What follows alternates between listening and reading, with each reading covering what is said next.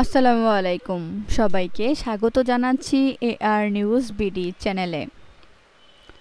কথায় আছে, আন্তর্জাতিক কূটনীতির টেবিলে কোনো চিরস্থায়ী বন্ধু থাকে না, থাকে কেবল নিঃসঙ্গ স্বার্থের নির্মম হিসেব নিকেশ। টানা ১৭ বছর যে শেখ হাসিনাকে দিল্লির থেকে ডাল হয়ে রক্ষা করা হয়েছে, ক্ষমতার পথ পরিবর্তনের পর সেই পরম বন্ধু ভারতই এখন তার সব দরজা একে একে বন্ধ করে দিচ্ছে। বিশ্লেষকদের ভাষায়, বিগত ১.৫ দশকে হাসিনাকে ব্যবহার করে নিজেদের ১৬ আনা স্বার্থ উসুল করে নিয়েছে নয়াদিল্লি। আর কাজ শেষে এখন তাকে যেন টিস্যু পেপারের মতোই ছুঁড়ে ফেলার নির্মম পথে হাঁটছে মোদি সরকার। কিন্তু কেন? ১৭ বছর একটি অগণতান্ত্রিক সরকারকে অন্ধ সমর্থন দিয়েছিল দিল্লি। উত্তরটা লুকিয়ে আছে একতরফা শোষণের খতিয়ানে। বাংলাদেশের বুক চিরে বিনামূল্যে ট্রানজিট করিডর তিস্তার ন্যায্য হিসাব বছরের পর বছর আটকে রাখা, আর দেশের মানুষকে বঞ্চিত করে জলের দরে পদ্মার ইলিশ ভারতে বাঁচার কি নেয়নি তারা? আমরা ভারতকে যে দিয়েছি সেটা ভারত সারা জীবন মনে রাখবে। বাস্তবতা এতটাই পরিহাসের ছিল যে বাংলাদেশের বাজারে যখন ইলিশের দামে আগুন, তখন ভারতে বাজারে সেই ইলিশ বিক্রি হয়েছে অর্ধেকের কম দামে। এমন অসংখ্য অসম সুবিধার পাহাড় গড়তেই হাসিনাকে ক্ষমতায় রাখা হয়েছিল। অথচ সেই হাসিনাই আজ দিল্লির কাছে এক অপ্রয়োজনীয় বোঝা। দিল্লির এই মুখ ফিরিয়ে নেয়ার আনুষ্ঠানিক প্রমাণ মিলেছে ভারতের লোকসভা ও রাজ্যসভায় উপস্থাপিত এক ঐতিহাসিক প্রতিবেদনে। কংগ্রেস সংসদ শশী রাথুরের নেতৃত্বাধীন ভারতের পররাষ্ট্র বিষয়ক সংসদীয় স্থায়ী কমিটিকে মোদি সরকার সাফ জানিয়ে দিয়েছে, মানবিক ঐতিহ্য ও সংকটাপন্ন ব্যক্তিদের আশ্রয় দেওয়ার দীর্ঘদিনের নীতির আলোকে শেখ হাসিনাকে সাময়িক আশ্রয় দেয়া হলেও ভারতের মাটি ব্যবহার করে কোনো দেশের বিরুদ্ধে কোনো ধরনের রাজনৈতিক কর্মকাণ্ড পরিচালনা করতে দেয়া হচ্ছে না। অর্থাৎ দিল্লির আশ্রয় থেকে বাংলাদেশের বিরুদ্ধে ষড়যন্ত্রের যে রঙিন স্বপ্ন আওয়ামী লীগরা দেখছে, সাউথ ব্লক নিজেই সেই স্বপ্নে পেরেক ঠুকে দিয়েছে। সম্প্রতি এএফপিকে দেয়া এক সাক্ষাৎকারে চলতি বছরের ডিসেম্বরের মধ্যেই দেশে ফেরার দাম্ভিক ঘোষণা দিয়েছিলেন শেখ হাসিনা, কিন্তু সেই ঘোষণা এখন বুমেরাং।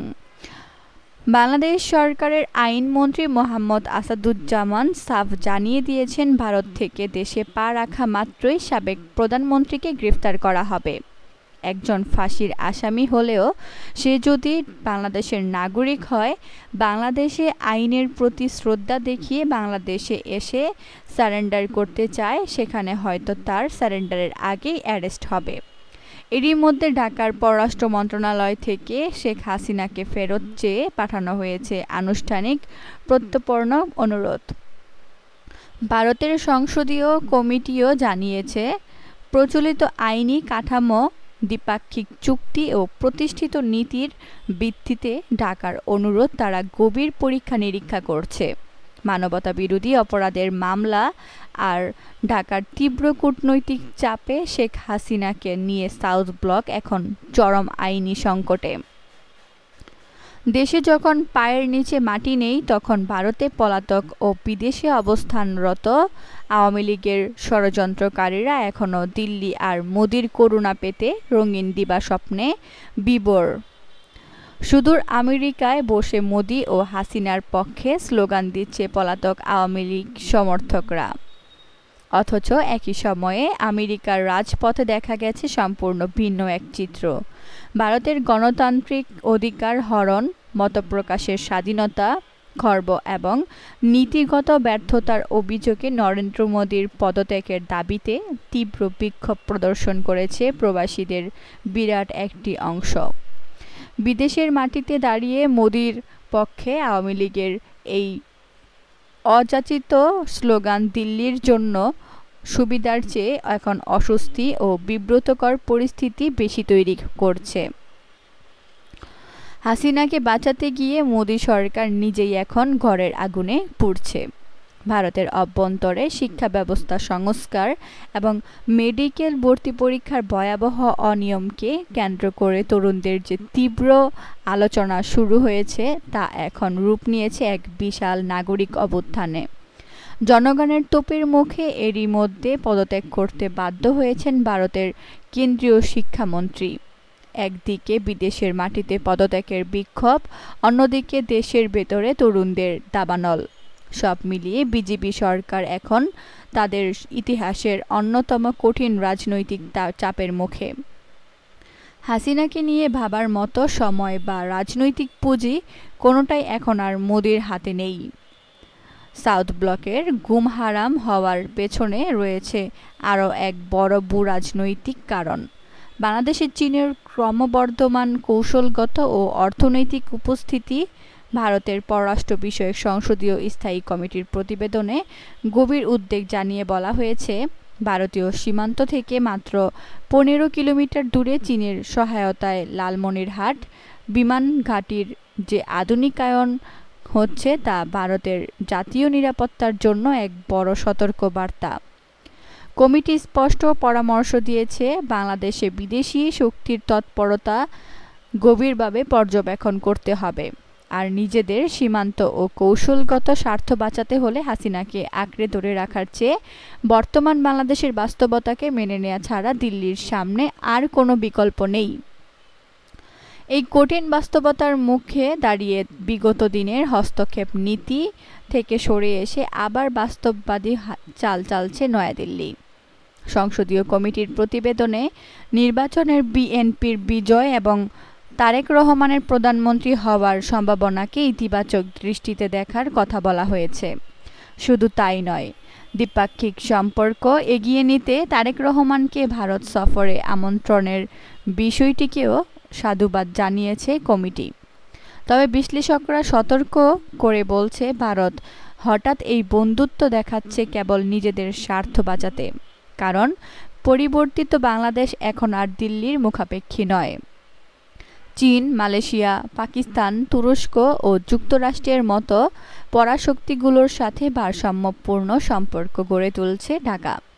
তাই দিল্লির কোনো পদক্ষেপকেই অন্ধভাবে বিশ্বাস না করে তাদের মূল উদ্দেশ্য বিশ্লেষণ করে এগোতে হবে নতুন সরকারকে। সংসদীয় কমিটির প্রতিবেদনে আরও বেশ কিছু গুরুত্বপূর্ণ বিষয় সামনে এসেছে। 1996 সালে স্বাক্ষরিত গঙ্গা পানি চুক্তির মেয়াদ চলতি 2026 সালে শেষ হতে যাওয়ায় অনতিবিলম্বে চুক্তি নবায়নের প্রাথমিক কাজ শুরুর তাগিদ দেওয়া হয়েছে। একই সঙ্গে টানা 2 বছর বন্ধ থাকার পর গত 28 জুন থেকে পর্যটন ভিসা চালু হলেও সাধারণ বাংলাদেশিদের ভিসা প্রদানে গতি আনার সুপারিশ করা হয়েছে, যাতে দুই দেশের জনগণের মনোভাবে ফাটল না ধরে। এছাড়া বাংলাদেশের রাজনৈতিক দল, নাগরিক সমাজ ও অংশীজনদের সাথে নিয়মিত যোগাযোগ এবং সংখ্যালঘুদের সুরক্ষার বিষয়টিকে গুরুত্ব দিয়ে কূটনৈতিক কর্মকাণ্ড পরিচালনার পরামর্শ দিয়েছে কমিটি। সব সমীকরণের শেষ কথা একটাই, দিল্লির হিসেবের খাতায় থেকে শেখ হাসিনা এখন এক বাতিল অধ্যায়। ভারতে কোণঠাসা হাসিনা আর দেশের ভেতরে আওয়ামী লীগের রঙিন দিবাস্বপ্ন এখন কেবলই হতাশার প্রলাপ। তবে শত্রুর ষড়যন্ত্র এখনও পুরোপুরি শেষ হয়নি বলে মতামত রয়েছে। তাই এই মুহূর্তে দেশের ভেতরে ফ্যাসিবাদ বিরোধী সকল শক্তি, বিএনপি, জামায়াত ইসলামী, এনসিপি থেকে শুরু করে গণ অভ্যুত্থানের পক্ষের প্রতিটি দল ও মানুষকে যে কোনো ষড়যন্ত্রের বিরুদ্ধে থাকতে হবে, ইস্পাত দৃঢ় ও ঐক্যবদ্ধ। কারণ বিশ্লেষকদের মতে নতজানু পররাষ্ট্র নীতির যুগ শেষ। বাংলাদেশের ভবিষ্যৎ এখন নির্ধারিত হবে কেবলই এই দেশের মানুষের চাওয়ায়, দিল্লির আঙ্গুলের হেলনে নয়। আজ এখানেই শেষ করছি। সবাই ভালো থাকুন, সুস্থ থাকুন। আল্লাহ হাফেজ।